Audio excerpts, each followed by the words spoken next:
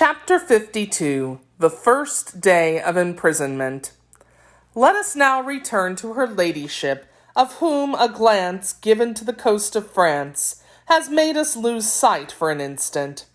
We shall again find her in the same desperate position in which we had left her, digging for herself an abyss of dark reflections, a gloomy hell, at the gate of which she had almost left hope behind her. For the first time she doubts, and for the first time she fears. Twice has her fortune failed her, twice has she seen herself betrayed, and on both of these occasions it was against that fatal talent, sent no doubt by Providence on purpose to oppose her, that she had been wrecked. D'Artagnan had conquered her who had been until then invincible in evil. He had abused her in her love, humiliated her in her pride, checked her in her ambition, and now he was ruining her in her fortune, depriving her of her liberty, and menacing even her life. But more than all, he had raised up a corner of her mask, of that aegis which had covered her and rendered her so potent. D'Artagnan had averted from Buckingham, whom she hated, as she did everything that she had once loved, that tempest with which Richelieu threatened him through the person of the Queen. D'Artagnan had personated de Wardes, for whom she felt the caprice of a tigress irresistible as the caprices of women of that character ever are. D'Artagnan had discovered that terrible secret which she had sworn that none should know and not die. And lastly, at that very moment that she had obtained from Richelieu an instrument by means of which she hoped to avenge herself on her enemy, that instrument is snatched from her hands, and it is D'Artagnan who holds her a prisoner, and who is going to transport her to some infamous Tyburn of the New World. For all this comes unquestionably from D'Artagnan, by whom except him could so many disgraces be accumulated on her head. He alone could have transmitted to Lord de Winter all those frightful secrets, which he had himself discovered one after another by a kind of fatality. He knew her brother-in-law, and must have written to him. How much of hatred she distills! There, motionless, with fixed and ardent eyes, seated in her solitary chamber, how well do the outbreaks of these stifled howls, which escape at times from the recesses of her heart, accord with the sound of surge which rises, bellows, moans, and breaks, like some eternal impotent despair against the rocks on which that dark and haughty edifice is built. How, by the light of those flashes which her furious anger casts across her mind, does she conceive against Madame Bonancieux, against Buckingham, but most of all against D'Artagnan, projects of magnificent revenge which are imperceptible in the remoteness of the future. Yes, but to avenge herself she must be free, and for the prisoner to get free there is a wall to pierce, bars to loosen, boards to break through, and there are enterprises which the patience and force of a man may accomplish, but before which the febrile irritation of a woman must infallibly be exercised in vain. Besides, for all these labors time is needed, months or perhaps years, and she has but 10 or 12 days according to the declaration of Lord de Winter, her fraternal yet most fearful jailer. And yet if she were a man, she would attempt all this and might perchance succeed. Why, then, has heaven committed the mistake of enshrining a soul so strong within a form so frail and delicate? Thus were the first moments of her captivity terrible. Convulsions of rage, which she was impotent to restrain, paid to nature the tribute of her feminine weakness. But by degrees she overcame these ebullitions of distempered anger. The nervous tremblings which had agitated her frame subsided, and she at length fell back upon her own strength, like a tired serpent taking its repose. "Come, come, I was a fool to be so violent," said she, as she looked at the reflection of her burning glances in the glass which she seemed to interrogate herself. "No violence. Violence is a proof of weakness. Besides, I have never succeeded by that means. Perhaps if I used my strength against women, I might chance to find them more feeble than myself, and consequently might vanquish them. But it is against men that I struggle, and I am only a woman to them. Let me struggle like a woman. My strength is in my weakness." Then, as if to satisfy herself of the changes which she could subject her most flexible and expressive features to, she made them successfully assume all expressions, from that of anger, which contracted every muscle, to that of the softest, most affectionate, and most seductive smile. Then, under her artistic hands, her hair was made to adopt every undulation which might add to the varied attractions of her charming face. At last, in self-complacency, she murmured, "Well, there's nothing lost. I am still beautiful." It was nearly 8 o'clock in the evening. Her ladyship perceived a bed, and thought that a few hours of repose would not only refresh her head, but her complexion also. Yet before she lay down, a still better idea suggested itself. She had heard something said about supper. She had already been above an hour in the room. They could not tarry long before they brought her meal. The prisoner did not wish to lose any time, and resolved even this very evening to make some attempt to feel her way, by studying the characters of those whom her wardship had been confided.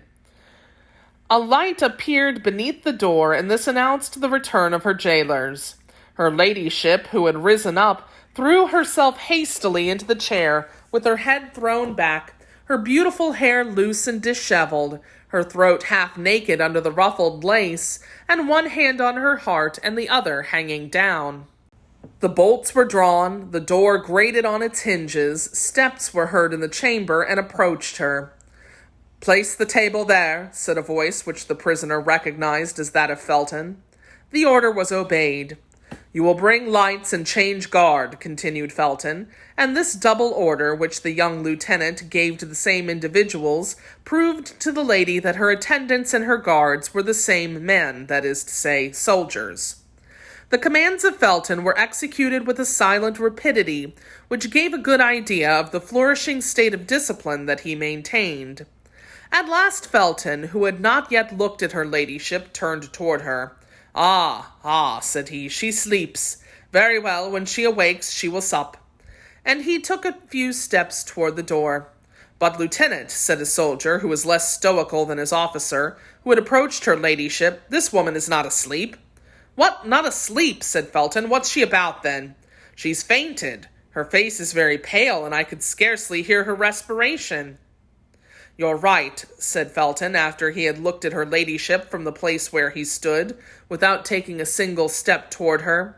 "Go and tell Lord de Winter that his prisoner has fainted, for I do not know what to do, the circumstance being unexpected."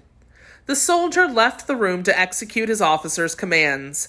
Felton seated himself in a chair which happened to be near the door, and waited without uttering a word or making the least movement. Her ladyship was mistress of that great art so studied by women, of seeing everything by means of a mirror, a reflection, or a shadow, and she perceived in the glass Felton, who had turned his back towards her. She continued watching him for about 10 minutes, and during these 10 minutes he did not once look round. It then occurred to her that Lord de Winter would soon arrive, and by his presence add power to her jailer. Her first experiment had failed, and she bore it like a woman who had confidence in her own resources. She therefore raised her head, opened her eyes, and sighed feebly. At this sigh, Felton at length turned round. "Ah, you're awake at last, madam," said he, "so I have nothing more to do here. If you require anything, you will call." "Oh, my God, what have I suffered?" murmured her ladyship, in that harmonious tone of voice which, like the tones of the enchantresses of old, fascinated all whom she desired to destroy. On raising herself in her chair, she assumed an attitude more graceful and more alluring than that which she had assumed during the time she was reclining. Felton arose. "You will be waited upon in this way, madam, 3 times a day," said he, "in the morning at 9 o'clock, in the afternoon at 1 o'clock, and in the evening at 8.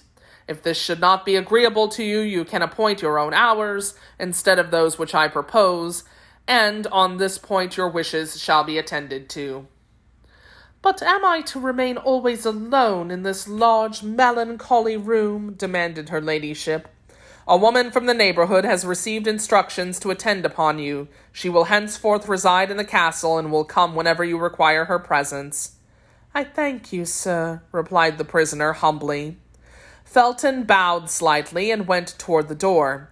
Just as he was about to cross the threshold, Lord de Winter appeared in the corridor, followed by the soldier who had been sent to inform him that her ladyship had fainted.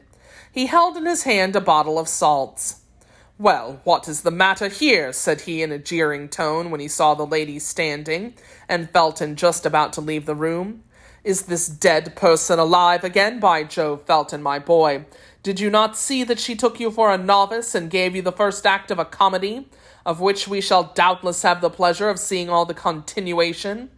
I thought so, my lord, said Felton, but as, after all, the prisoner is a woman, I wished to show that consideration for her which is due from every well-bred man to a woman, if not for her sake, at least for his own. Her ladyship shuddered throughout her frame. These words of Felton's penetrated like ice through all her veins. So, continued Lord de Winter, still laughing, these beautiful locks, so skilfully displayed, that delicate complexion, and that languishing look, have not yet seduced you, stony heart? No, my lord, replied the insensible young man, and believe me, it requires more than petty stratagems and affectations of a woman to corrupt me. As that is the case, my brave lieutenant, let us leave the lady to find something new, and let us go to supper. Oh, you may be quite easy, she has a very fertile imagination, and the second act of this comedy will soon follow the first. As he uttered these words, Lord de Winter took Felton by the arm and led him away laughing. Oh, I will surely be a match for you, muttered her ladyship between her teeth. Make yourself easy, poor spoiled monk, poor converted soldier whose uniform has been cut out of a churchman's habit. Apropos, my lady, said Lord de Winter, stepping on the threshold of the door, do not allow this failure to disturb your appetite. Taste this fowl and that fish, which I give you my honor, I have not had poisoned. I'm on good terms with my cook, and as he is not to be my heir, I have great confidence in him. Do as I do. Farewell, my dear sister, till your next fainting fit. This was all that her ladyship was able to endure.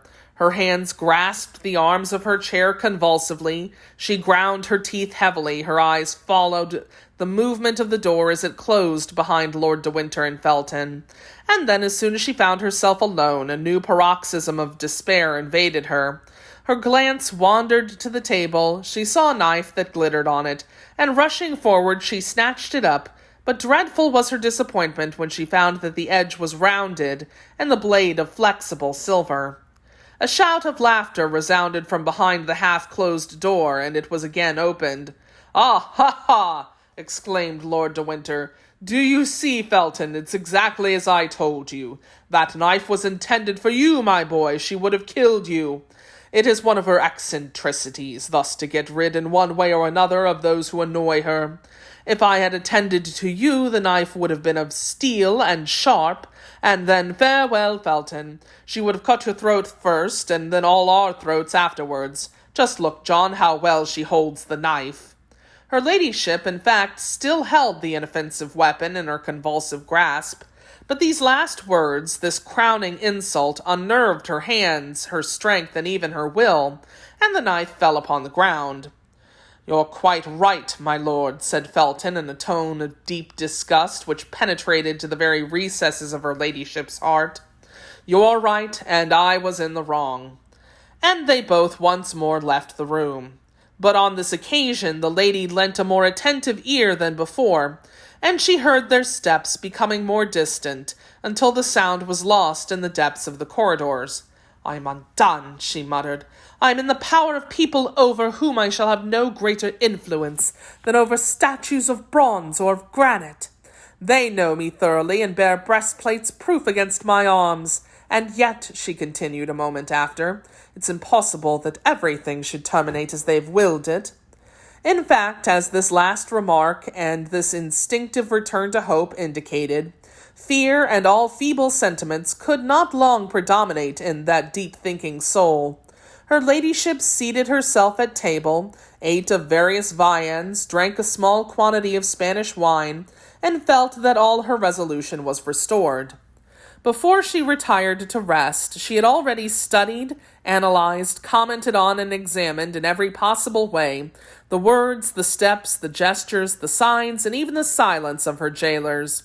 And from this she learned, and profound and skillful examination, it resulted that Felton was, upon the whole, to be held the least invulnerable of the two. One word especially recurred to the prisoner's mind. "If I had attended to you," said Lord de Winter to Felton. Felton then had spoken in her favour, since Lord de Winter had refused to listen to him. "Weak or strong," reasoned her ladyship, "this man has a ray of pity in his soul, and of this ray I will make a flame that shall consume him. As to the other one, he knows me, he fears me, and knows what he has to expect from me. Should I ever escape from his hands, it is therefore perfectly useless to attempt anything with regard to him. But with Felton it is different. He appears to be a simple, pure, and virtuous young man. There are means of winning him." Her ladyship laid down and slept with a smile upon her lips. Any one who had seen her sleeping would have taken her for a young girl, dreaming of the garland of flowers which she was to braid around her forehead at an approaching ball.